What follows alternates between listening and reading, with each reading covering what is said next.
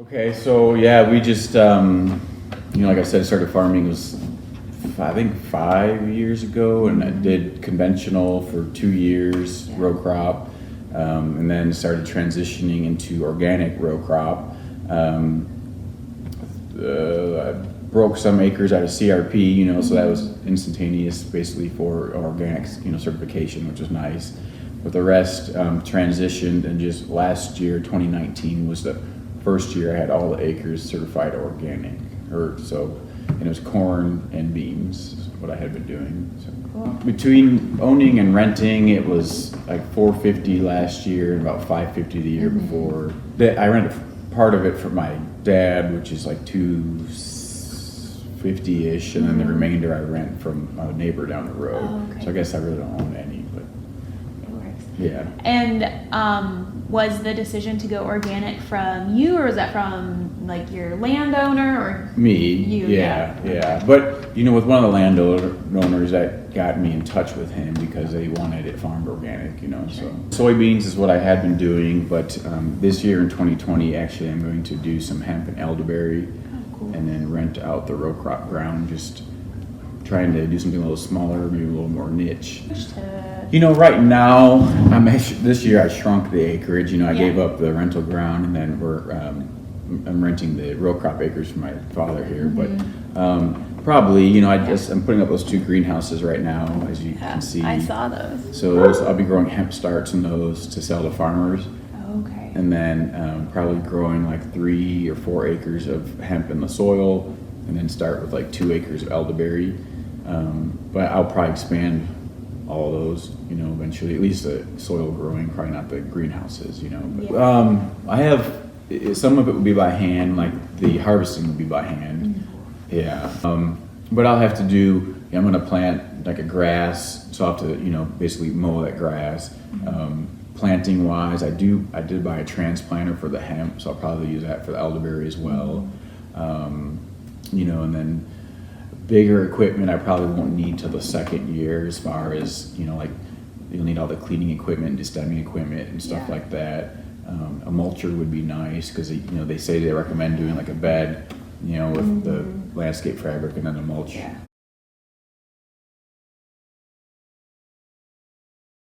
It's more difficult, like this year I got or I guess 2019, I got a blend, so it was compost, and then it had humus in it, and it had chicken manure, and I had soil testing done, so whatever micronutrients I was missing, I blended all those together. Then you have to apply the manure, so I had to find a guy that had, or it had to be organic certified. I mean, you could have cleaned all the equipment and Yeah. everything, but obviously it's easier. So had been used organic, so I'd have to hire him to spread all the fertilizer and whatnot. So you just can't call a local co-op and be like, hey, this is what I need, can you come spread it Yeah. or whatever. It's more difficult, more expensive again. Yeah, so I think last year I did like a 3 seed mix, where it was, I think, rye, hairy vetch, and triticale Okay. was a 3 seed mix I was using. It seemed to work really well, and then if you have, like right now, the guy renting it has his cattle out here, to help with the weed control and whatever stuff we didn't have to harvest, and whatnot, so. Yeah. But the soil health, the tilth of it was a good, measurement, and the organic matter that you get the results with the soil test. So those are all good benchmarks to have. And I guess those would be like the biggest ones that I'd use,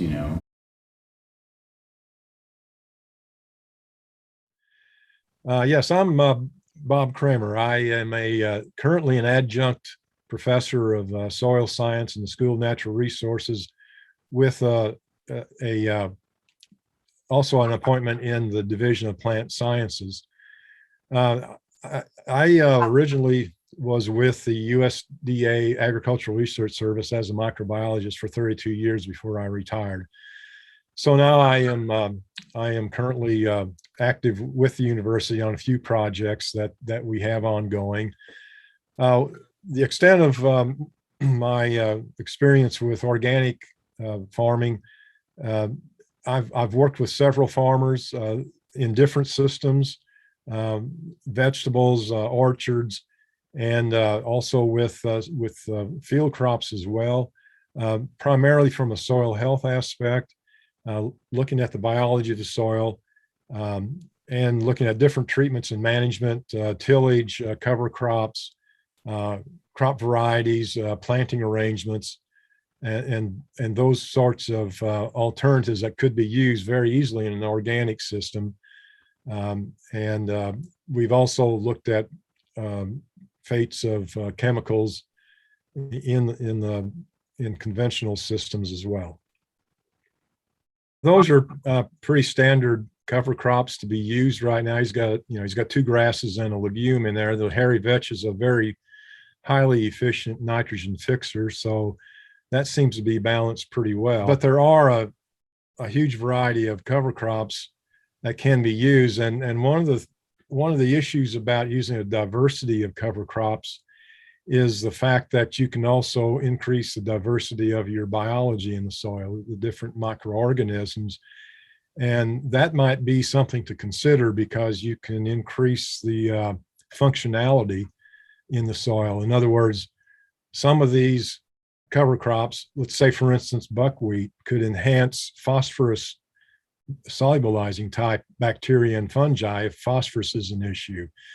And let's say if one wants to maintain nitrogen in the soil, especially between growing seasons, one might want to put in some of the brassicas, such as the mustards and the turnips or the radishes, not at a very heavy rate, but at least to have some in there because they're very good at securing or sequestering nitrogen in their residues, and that can be carried over into the next season.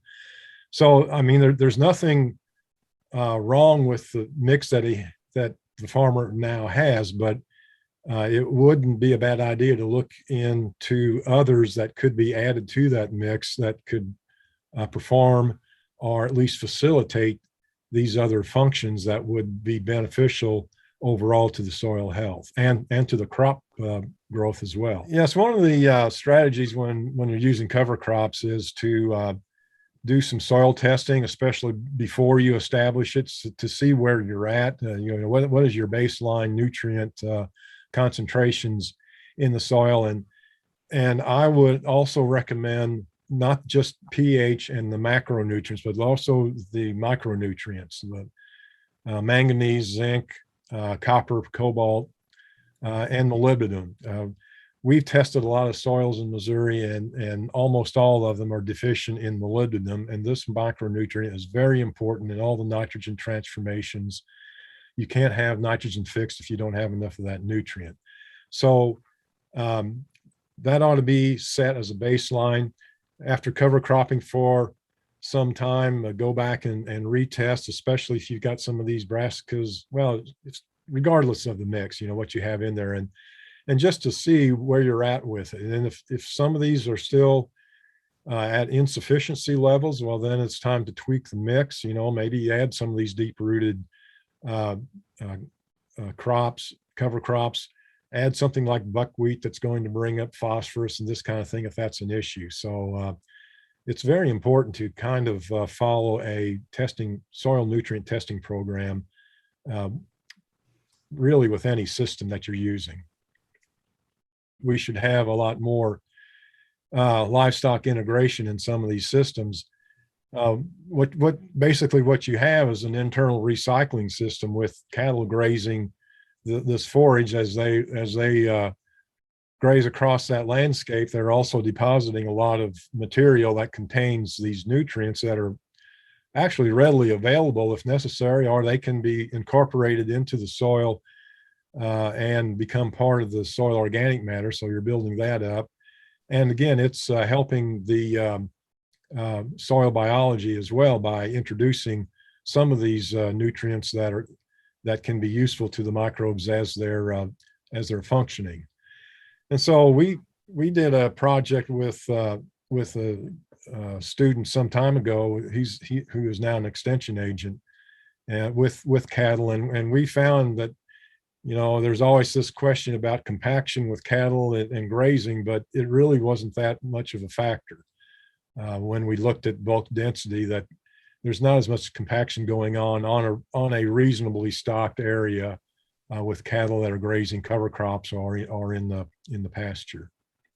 For quality forage, and that includes fairly high protein levels, you'd want to go with a mix that includes some clovers,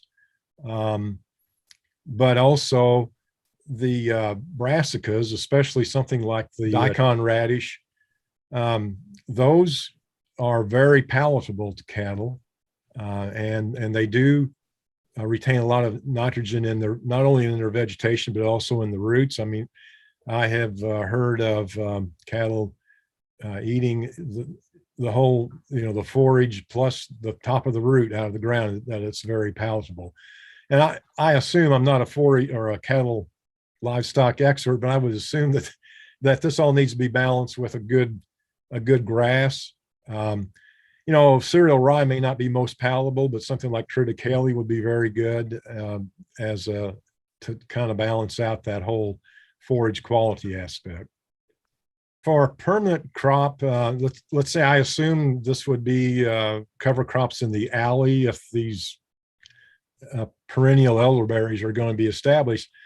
You might think of using some perennial cover crops. One of my favorite would be something like sweet clover, which is a very deep-rooted legume that not only fixes nitrogen, but when these roots are at depth, there's a possibility that it can bring up moisture from the depth. If it's a dry year, it can mobilize certain micronutrients that are not in the topsoil and bring them up to the topsoil as well.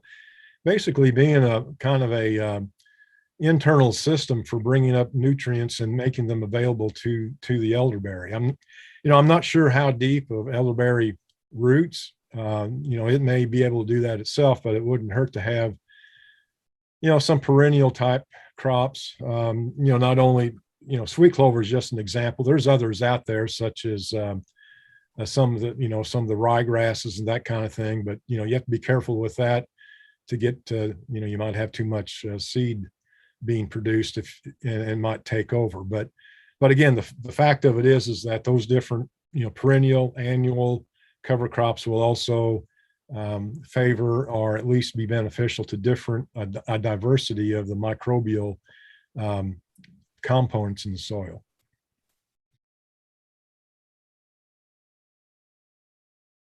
Everything really just is. I don't know if I can narrow it down to just one main weed. It's just pretty much all the same weeds conventional farmers fight are the ones I'm fighting as well. So tillage, like before I was doing no-till, which was nice. So I had to get a disc, and then I also had to get a row cultivator, and it was like 3 or 4, there's not just one size fits all. So I got 3 or 4 different row cultivators, a rotary hoe. I tried the flamer, actually extra tractors, because a lot of times you're having to do, in the spring and fall, I have a guy helping me typically. And so in the spring, I have some guy, working the soil. I'm trying to plant, you know what I mean? So it's just, and then maybe while I'm planting, somebody might be behind me with the rotary hoe or something like that. So it's not just, one tractor or something, Yeah. And then I had to get my own, I didn't have to, it was a lot easier to get your own combine, because obviously you could get GMO contamination from, if you let somebody else do the harvesting for you that had just, done conventional as well. So it's more difficult for sure. And it's probably worth it in the long run, I think, but it's just, there's a lot of, headaches and challenges. To control them. So my main, course of action was row cultivation, rotary hoeing, cover crops. I even had tried a row flamer last year, which it worked decent, but I don't think I got the full effect of it, because they really told you that chase it with a row cultivator like right behind it, and I didn't have the equipment and manpower to do that, you know. So my mainstays would probably just have been, you know, the cover crop to help fight it at the beginning, tillage, you know, which is unfortunate but kind of a necessary evil for organic, and then, you know, the rotary hoeing at the beginning, and then the row cultivation. Well, weather dependent, you know. If ideally you'd be able to rotary hoe once or twice, and then row cultivate, you know, 2 or 3 times. You know, but a lot of times it just, you know, this year I got through them once because it was so wet, you know. And then the canopy, and then it's obviously you're not getting in there. So, I mean, I don't know if I set the mold on anything necessarily, but I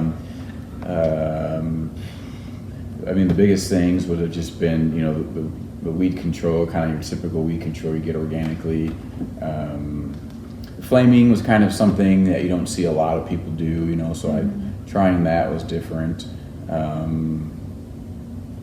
You know, and you hear about people no-tilling with the roll crimper organically, you know, but I've talked to people that have done it, and it's just like everything has to be perfect, you know, including the weather, in order for it to work correctly. And I had a friend down by Marshall, he tried it like 3 times one year, and it just, you know, it'd be nice if it works, but unfortunately it's not going to work every year. So you spend a lot of time and money kind of spinning your wheels, you know. Yeah. My name is Carrie Clark. I'm a research assistant professor and a crop scientist at the University of Missouri. I've been doing research in organic production and row crops for the past decade. One of the most difficult things in organic production is probably weed control. There's a lot of alternatives, and all of them work to some extent, but none of them are perfect solutions. Many of the weed control solutions will work between the rows very easily, including things like a between row mower, a cultivator. The rotary hoe is an early season weed control. There are some more finger weeders. The European farmers have a lot of new inventions that will actually use optics to locate weeds and then remove just the weed and not the plant. So you can go a lot more high tech. Of course, with high tech, it's more money, but your results will be better.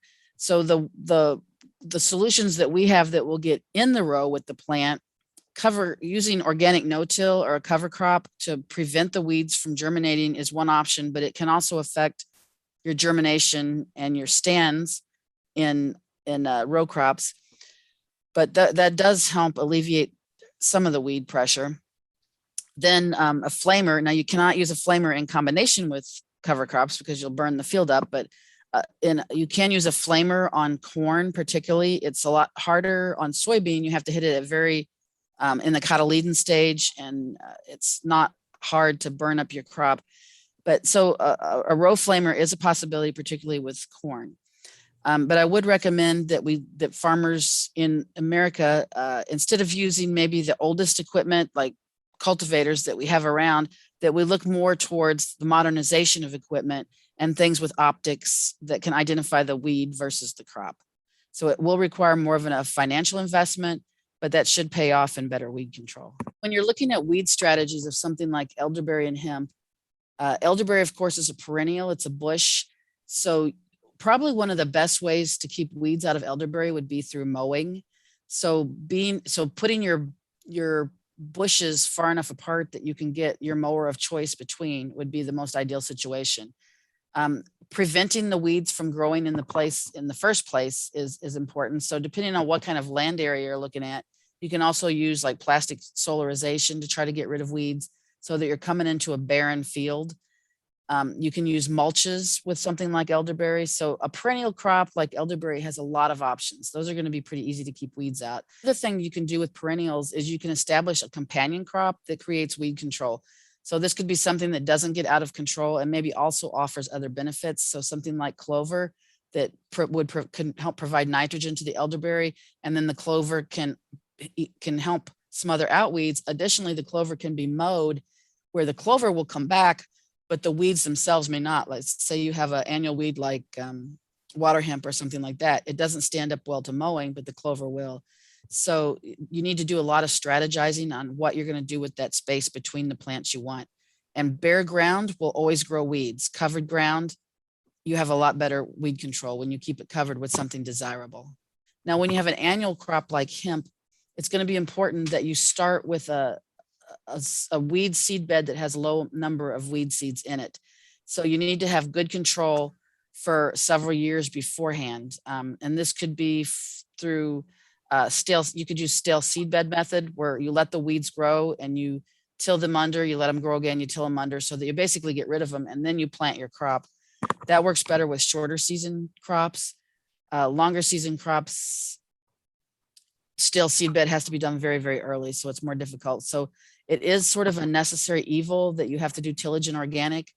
Or again, with a hemp crop, you could do the inner rows wide enough apart to get a mower through them, and then keep the plants within the row very closely spaced so that you don't get weeds growing in between the plants in the row. Or again, you could look at more advanced weed control options that have optics and that can separate the weed and the plant. So for the elderberry, there's actually a guy, I've met him several times at organic conferences. Yeah. He'll buy as much as I can grow. Now, the only problem is he doesn't have enough to do a organic certified label yet, so he won't necessarily get the premium. But I also met another guy in Arkansas who does grow, and I just actually went and got a bunch of cuttings from him last week. So mine would be organic certified right away because his cuttings are, but he goes kind of out and does his own thing and sells it that way. And he said a lot of times he goes use extra. Yeah. So I haven't gone out to find my own market with that yet, because this year I won't have any, berries anyway. So luckily, give me a year to kind of get hemp things online, hopefully, and get the elderberry growing, until next year I'll need a market. So me personally, I mean, right now you see I'm trying to maybe go from getting over larger acres to maybe doing smaller acres with more of a niche crop. I mean, it'll be more labor intensive, but your return per acre, should be a lot better. Like I said, you can control the risk a little bit better, so the weather is not as big of a concern as it would be otherwise with row cropping. And as far as, overall, I see a big push for kind of the regenerative agriculture now. I don't know. I know they're talking about having a label for it, and so that could be the next big thing. You see a lot of people trying to do vertical integration or indoor grow or greenhouse grows or stuff like that. So it's kind of all over the board, really. It just depends what magazine you read, what day.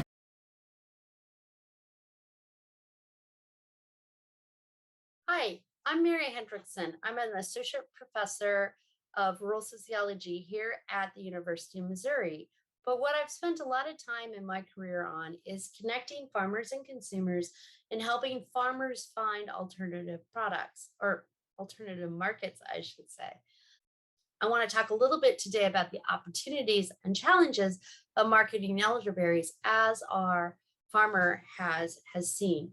So what's very interesting about elderberries is that they are a health food and they are a native plant here in the Midwest, and they're wonderful and they provide a lot of health benefits to consumers and a lot of environmental benefits to our state, to the state of Missouri and to the Midwest. So they seem like a very win-win crop, and I think they are.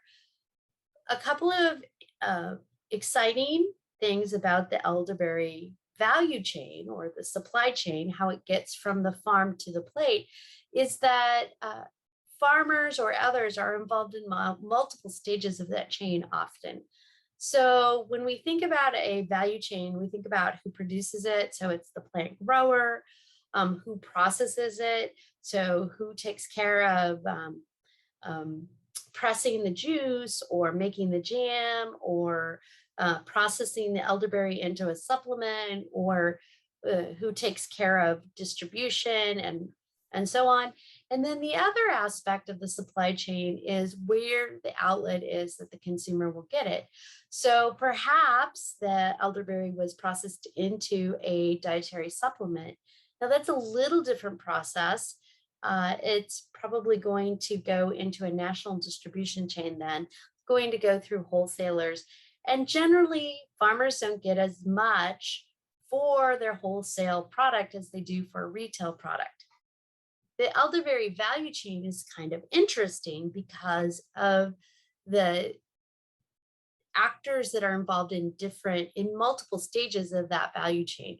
So for instance, when you really think about a grower being involved in actually processing and selling their product directly to consumers, that's a great way to really retain more of the value added aspect of the product.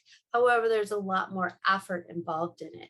In the elderberry arena, different actors, the processors like a dietary supplement company or a winery, and the farmer may be actually involved in different stages of that value chain. And that's a little different than other value chains that might exist. Provides a lot of great opportunities. Remember that consumers can access elderberries through a national chain, through a health food store chain, through a grocer, a chef at a restaurant. And from the farmer perspective, getting it directly to the consumer is going to generate the most dollars, but it's also going to generate the most costs and headaches. If you can get it into a wholesaler, there are some benefits to that. The benefits of that wholesaler, like a dietary supplement processor, is that they might take your whole harvest. You only have to deal with one invoicing with one thing. There's not a lot of extra costs involved in dealing with that particular customer. But if you want to get it to retail, then it's going to take a little extra effort, but you can be rewarded. So some of the avenues for marketing are to sell things locally. Can you sell jams and juices? Can you sell frozen elderberries or fresh elderberries? But the nice thing about elderberries is that they lend themselves to some of these minimal processing that don't have really complicated food safety efforts involved. That said, anytime you want to sell something locally, you need to make sure that you comply with all of the food safety standards that exist in your county, in your city, and or in your state. The best way to do this, of course, is to really develop a nice, friendly relationship with your local health inspector. And those folks can really give you a lot of information on how to comply with the existing food codes. In the state of Missouri, the State Department of Health and Senior Services does enforce the Missouri food codes, and they also provide guidance to local health inspectors in each county to enforce those food codes. However, a place like Columbia or Springfield at the city level may have a different food code or additions to the food code. So when you go to sell your products locally, you really want to emphasize the health benefits of elderberries. And this is really important because elderberries are unique. They provide a lot of health benefits around antioxidants and so on. That's what a lot of consumers are looking for. Now, those same consumers who are interested in wellness and seeking out elderberries are actually going to be really interested in an organic label as well, because they're interested in natural products or organic products. So you need to emphasize the health benefits and emphasize the organic nature of your production, which I think this farmer is doing. The other aspect of selling locally is you need to get your product out there. So you need to provide free samples if you can to chefs, provide free samples at fundraisers, provide samples to the produce manager at your local natural foods retailer or at the local grocer chain or local grocery store. And so really providing some free samples, getting them into it, helping them with point of sale promotional materials that help highlight the benefits of buying your product. All of those things are going to be really helpful when you seek to sell to local businesses. Also, you might think about selling to local agritourism.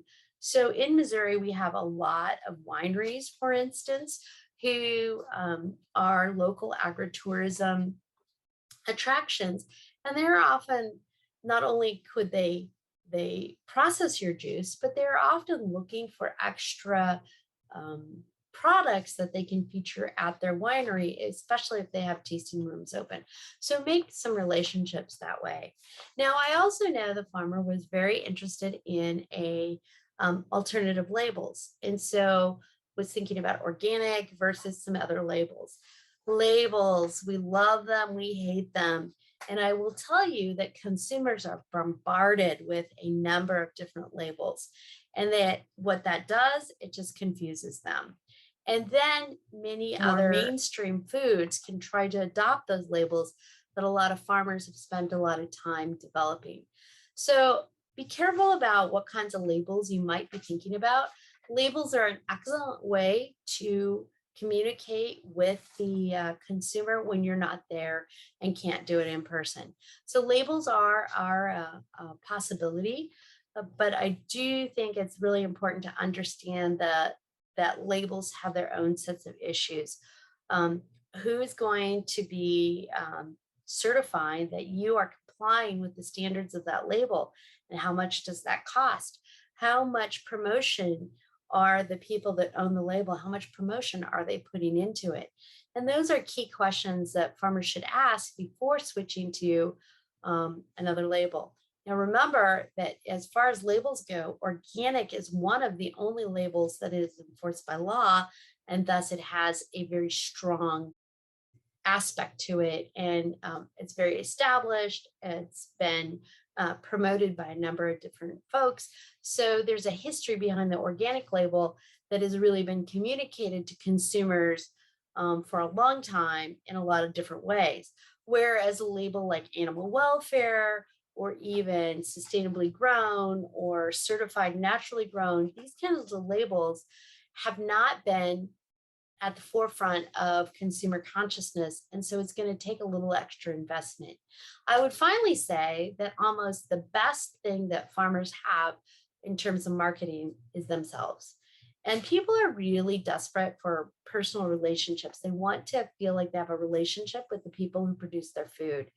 And so remember that relationships between farmers and consumers, but also the relationships between farmers and produce managers, or farmers and store managers who might mediate a relationship with the consumer, are also really important. Just remember that you can sell yourself. What's special about you? What's unique about you? What is your farm beautiful? What you need to be in those pictures of your farm, though, because people want a personal connection with you.